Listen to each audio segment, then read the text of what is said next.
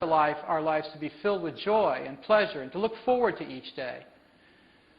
What prevents us from doing that? What is really the bottom line cause? How is it that your life maybe doesn't represent as much of this ecstasy as you'd like to have it represent right now? And I'll propose to you that what Bruce was telling you was absolute truth, and I'm just going to add a little bit to it. Whether you're living in growth and protection makes all the difference in the world. What determines that?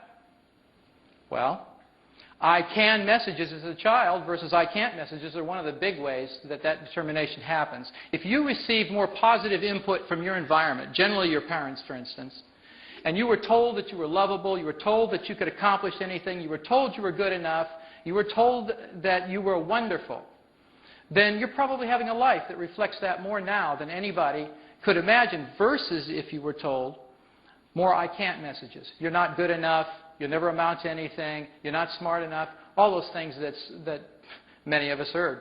Those go in just like experiences. Those are experiences. They're just information driven, they're parentally induced usually, reinforced by society, and so we end up with a series of experiences that either put us primarily in growth or protection from our perception of life. Turns out our childhood programming becomes our habits of perception and behavior. You get your programs early on. By about 5 years old, the psychologists will tell you, your personality is pretty well set. What they mean by that is, you've had enough experiences to draw conclusions about yourself, and now you're either looking at yourself through the growth or protection filters. The good news is, even if you have produced these filters and you have habits that are supporting the perceptions and the behaviors that you don't want, they are changeable. They are changeable. Habits are usually the things that bug us the most because they are what they are. Habits are things that happen out of your conscious awareness. It doesn't seem like you have any control over them. You consciously try to control the habit. You say you're not going to do something, but you do it anyway.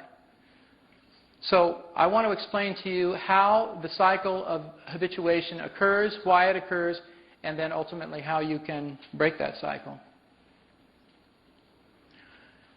These cycles are really self-reinforcing, and let me see if I can explain this to you. I'm going to use the candle as a model because we talked about that earlier.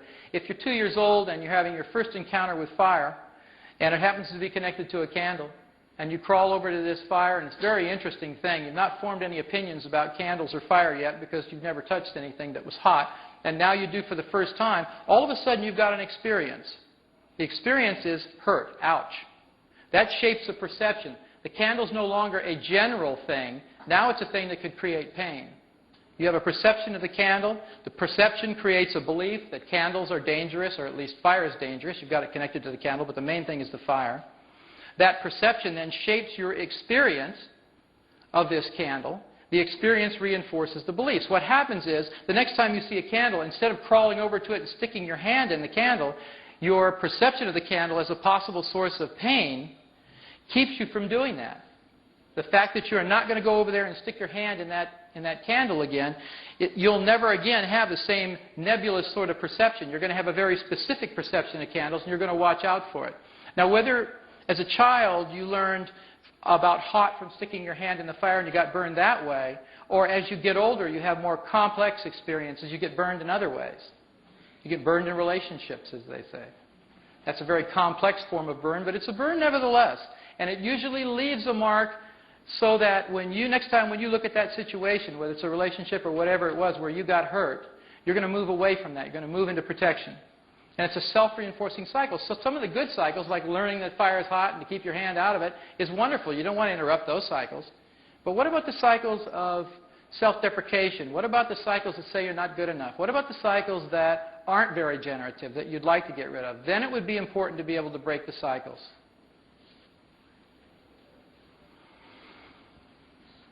Basically, breaking the cycle amounts to rewriting the software of your mind, because then you can change the printout of your experience. As Bruce said so eloquently, it's about your perception. If you can change how you perceive the environment, essentially how you can perceive yourself in the environment, you can change the environment. You'll be treated differently the second you treat yourself differently. We're told that, day in and day out by all the positive thinkers, but they stop at that part. And then what do you do? Well, there is something you can do, but how do you do it? It requires two things, really, information and tools.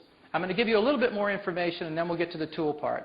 And please understand that with respect to the tools and the confines of my situation tonight, which is 1 hour, not 2 days in a workshop, I'll be able to hopefully demonstrate at least one of the PSYCH-K change processes that I've developed over the years so that you can get an idea of how quickly a belief you may have had all of your life actually can change, and how you can verify that it's different as soon as it changes.